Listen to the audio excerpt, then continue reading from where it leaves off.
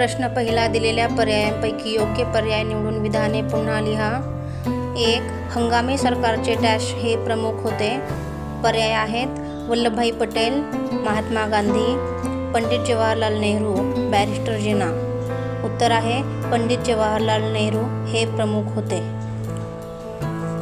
2 आहे भारत व पाकिस्तान या 2 स्वतंत्र राष्ट्राची निर्मिती करण्याची योजना डॅश यांनी तयार केली. पर्याय आहेत Lord Wavell, Stafford Cripps, Lord Mountbatten आणि पॅथिक लॉरेन्स.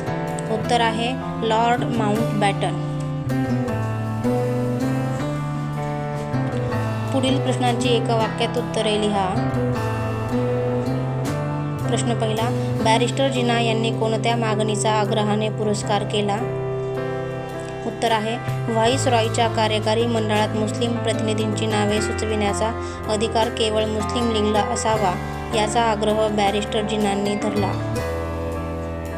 2. त्रिमंत्री योजनेतील सहभागी मंत्र्यांची नावे लिहा. उत्तर आहे पॅथिक लॉरेन्स, स्टॅफर्ड क्रिप्स आणि A.V. अलेक्झांडर हे मंत्री त्रिमंत्री योजनेत सहभागी होते. पुढील विधाने कारण स्पष्ट करा. पहिलं विधान आहे राष्ट्रीय सभेने फाळणीला मान्यता दिली. कारण लॉर्ड माउंटबॅटन यांनी भारतातील प्रमुख नेत्यांसोबत विचारविनिमय केला.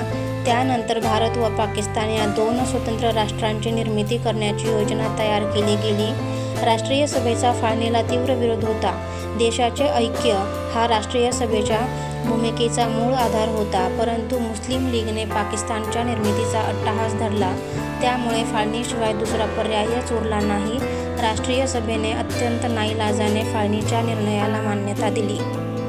दुसरं कारण आहे हंगामी सरकारचा कारभार सुरळीत चालू शकला नाही. कारण हंगामी सरकारच्या सुरुवातीच्या काळात मुस्लिम लीग या सरकारमध्ये सामील झाले नाही, पण काही काळानंतर मुस्लिम लीग सरकारमध्ये सामील झाले. परंतु मुस्लिम लीगच्या नेत्यांनी अडवणुकीची भूमिका घेतल्यामुळे हंगामी सरकारचा कारभार सुरळीत चालू शकला नाही. वेव्हेल योजना यशस्वी होऊ शकली नाही. कारण आहे व्हाईसरॉयच्या कार्यकारी मंडळात मुस्लिम प्रतिनिधींची नावे सुचविण्याचा अधिकार केवळ मुस्लिम लीगलाच असावा असा बॅरिस्टर जिनाने आग्रह धरला. राष्ट्रीय सभेने त्याला विरोध केला, त्यामुळे योजना यशस्वी होऊ शकली नाही.